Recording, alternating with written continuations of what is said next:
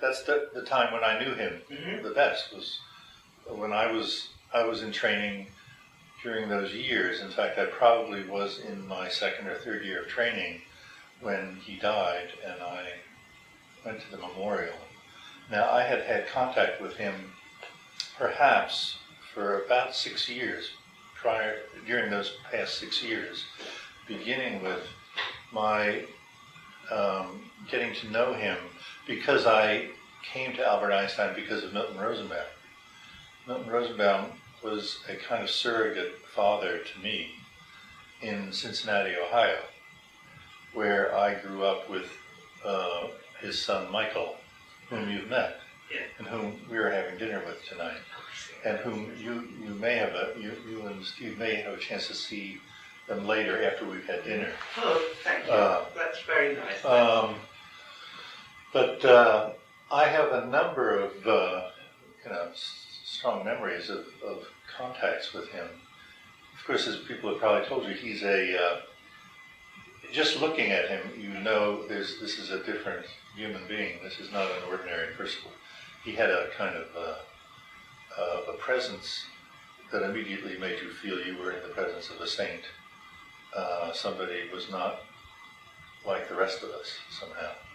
He had kind of calm peacefulness, and I'd never ever seen him rattled or it was just nothing would faze him in a way. So as if he knew everything that could happen, and there was nothing he would be sort of taken by. And so I met him a number of times at the Rosenbaum house, and he's the kind of person who, if you sat down and talked to him, he focused immediately on you and what you were saying, and he could have a dialogue with at least with me, just about anything that might come up. So I was quite taken by him, and I valued every moment that I could ever arrange to be with him, and he was always available. In other words, if I or any of our friends wanted to spend a little time with him, we would call up and, are you free? And he'd be free somehow. He'd arrange a time. And I remember a number of us went and visited him at he had an apartment in Riverdale, overlooking the Hudson River. A really spectacular place. I mean, I always wondered, where does this man live? Does he live in kind of a hut, or some kind of...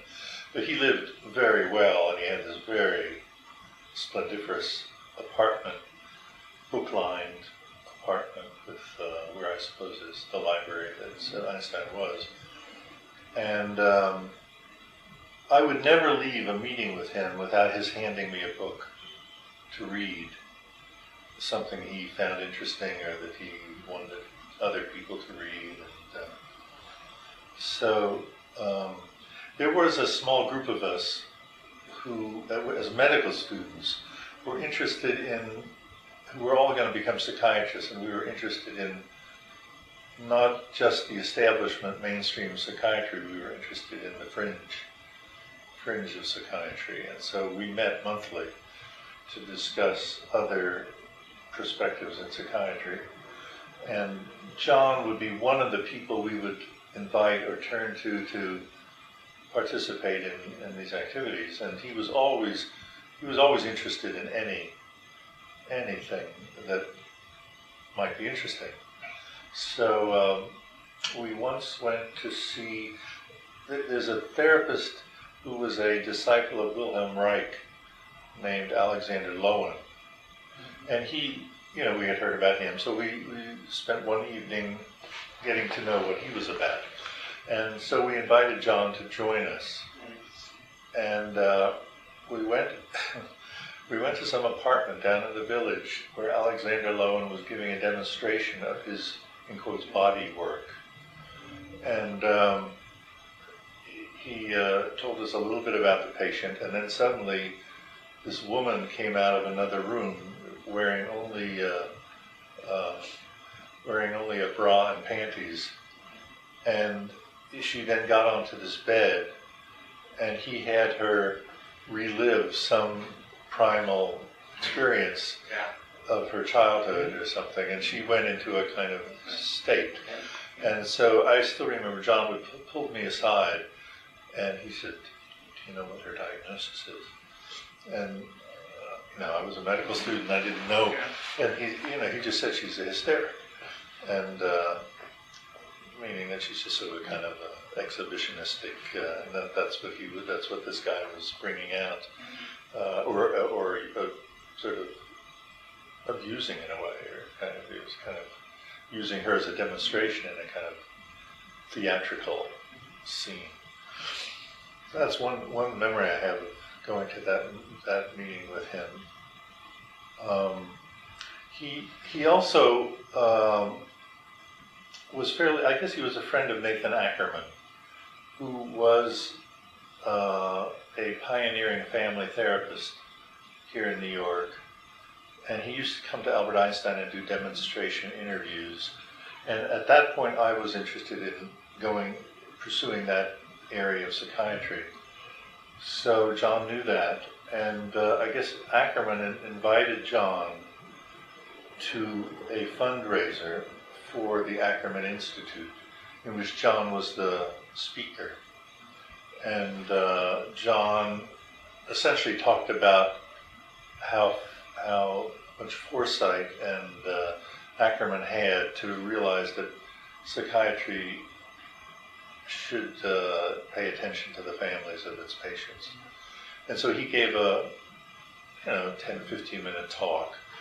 I have a vague memory he gave me a copy of that talk, but I couldn't find that after you called. But what I did find is, and maybe that's what he gave me, and I can give you a copy of it. He gave me a 10-page carbon copy of a letter that one of his patients had written to him, sort of begging him to make his, in quotes, theory about the Oedipus complex, to publicize it, his particular version of it, because the world needed to know, I think it was clear that when I reread this for the first time in 15 years, and I could read it now with a different perspective. I mean, clearly this patient was like very beholden to him as a kind of idealized wise man. And so she, obviously got a lot out of the treatment, but she wanted him to publicize a theory that went counter to traditional classical psychoanalytic theory, which is that the child wants to sleep with the parent of the opposite sex and to kill off the parent of the same sex. That's the Oedipus complex. Well, she said, and she got this out of her treatment with John, which is that it's quite the opposite. The child wants the parents to be, how much the child wants the parents to stay together. I mean, the two are two sides of a coin when it comes down to it. But that side of the child wanting them to be together is just the opposite coin of his wanting them to part. So, at any rate, she goes on at great length about a lot of religious thoughts. She's obviously Christian and had a lot of sexual conflicts. And there's a lot of talk about how much more comfortable Jews are with sexuality than Catholics.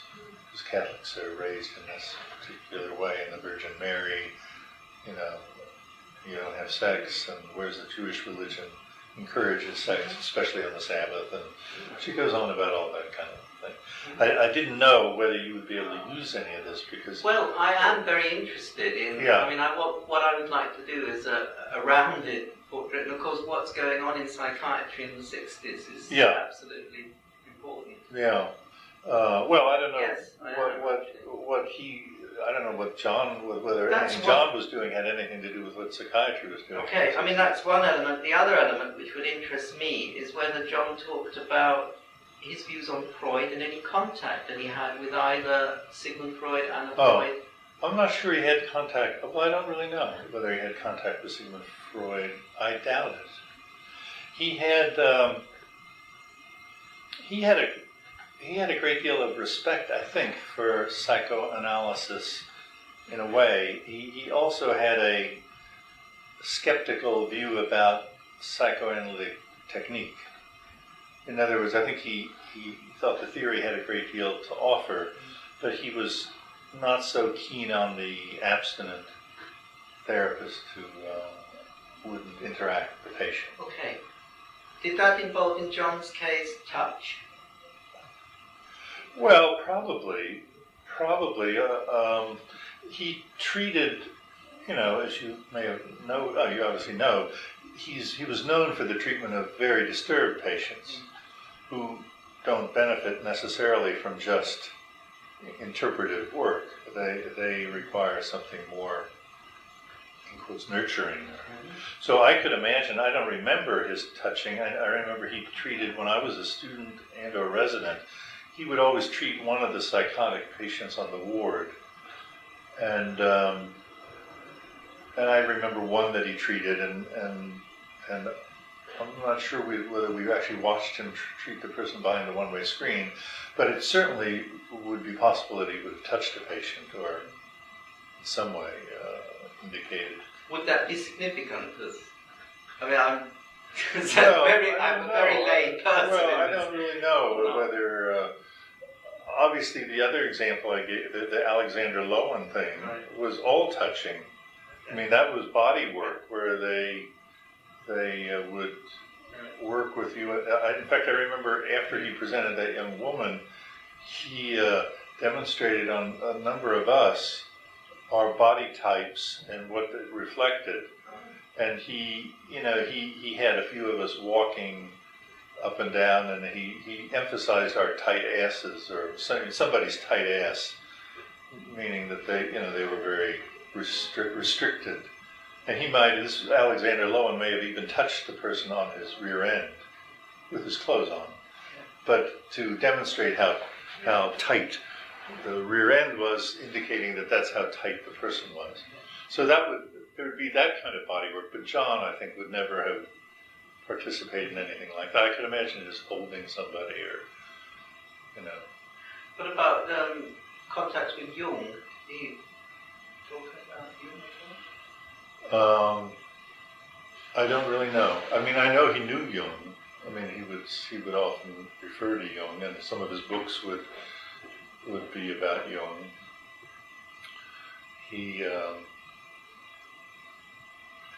There was a student, a fellow student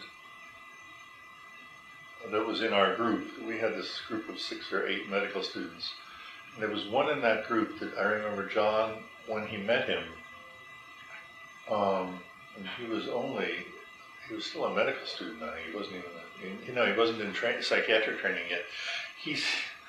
John could get some kind of crazy ideas. He said, this is the next Freud. I think John and he had some similar qualities of being able to intuit. They had a tremendous amount of intuition and could get an immediate read on somebody. Whereas John was, good at that, and whereas this guy was good at it, but he never developed it into anything quite positive. So. Did you pick up on John's interest in dance therapy? Not really. I wasn't aware that much. But dance therapy was at Einstein was active, and he may have been conversant with it. He worked with someone called Marion Chase at Turtle Bay School of Dance. Oh no, that I don't know. There was somebody named Barteniev at Einstein who was a dance therapist, and he must have worked with her also if he was interested in that in the 60s, because she was there. She was one of the pioneers of it.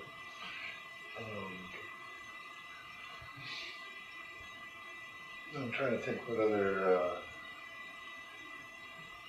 Some other. He had some connection with a place called Spring Lake Ranch, which is in Vermont, I think. And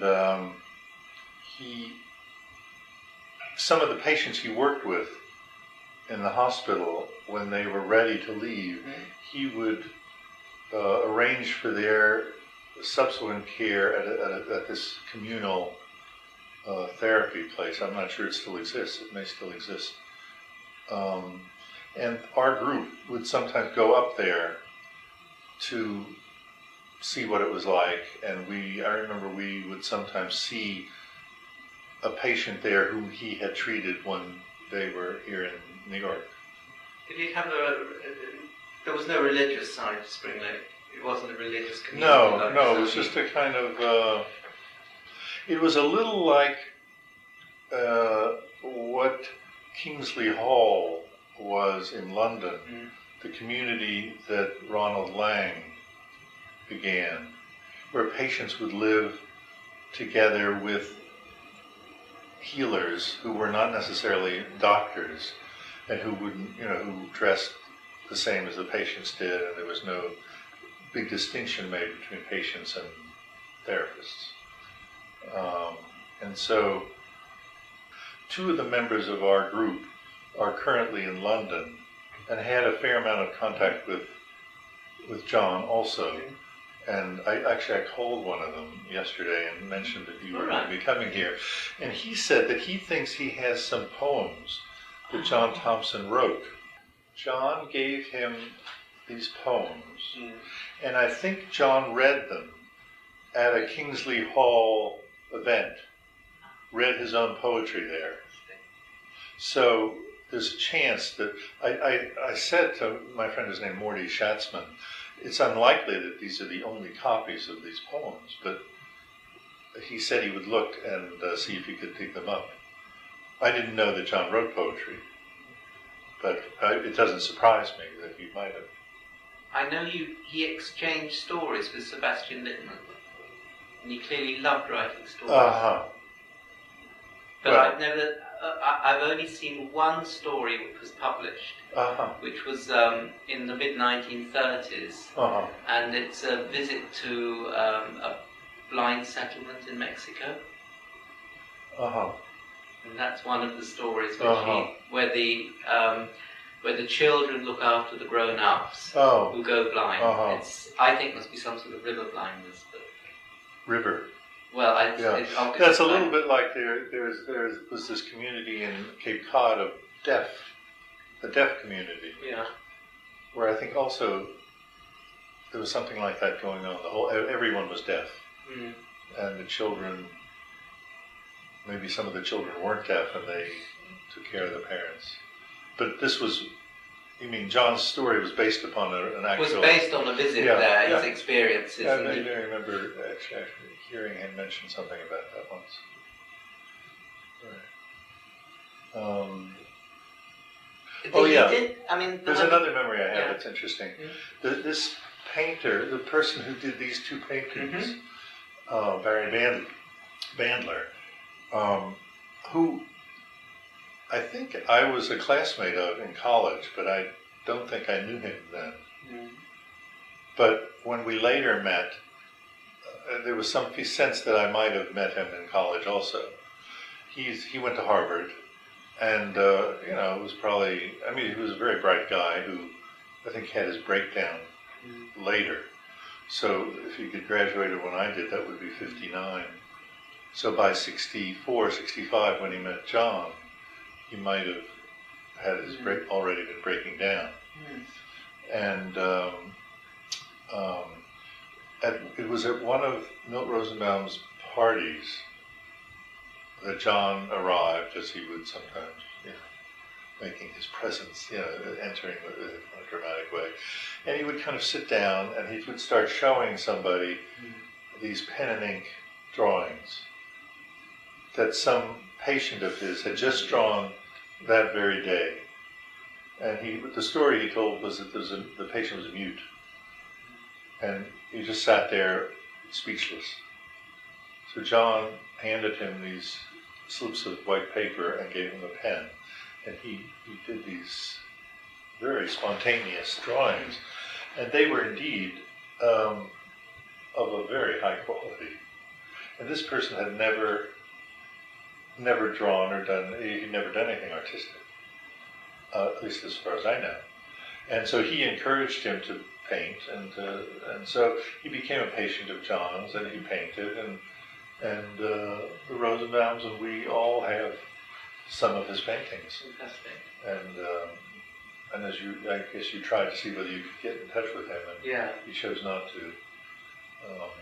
My wife remembers that he was very bitter at the end about John Thompson. My guess is that because John died or abandoned him through death. And then when he wasn't well after that, he sort of felt the therapy had been not helpful to him. So, but he's been a wreck since. I mean, I think when he was seeing John, he was probably at his best in terms of where he is now. That sort of exhausts. What about there were writers' meetings in his flat? Do you know anything about it? No, but doesn't surprise me. I mean, with someone called John Reiki, who was an early sort of gay rights author. He was one of the people who were at these writers' meetings. You don't know about. I didn't know that. Sunday afternoon writers' meetings. Well, the thing is, one of the problems I had, and most of us had, we were all busy in medical school and training. We didn't really have the freedom to participate in too many things. It would have been fun to spend a lot more time with him, because every time one was with him, it was a memorable event. I mean, he didn't waste his time. Now that reminds me about the writers and gay.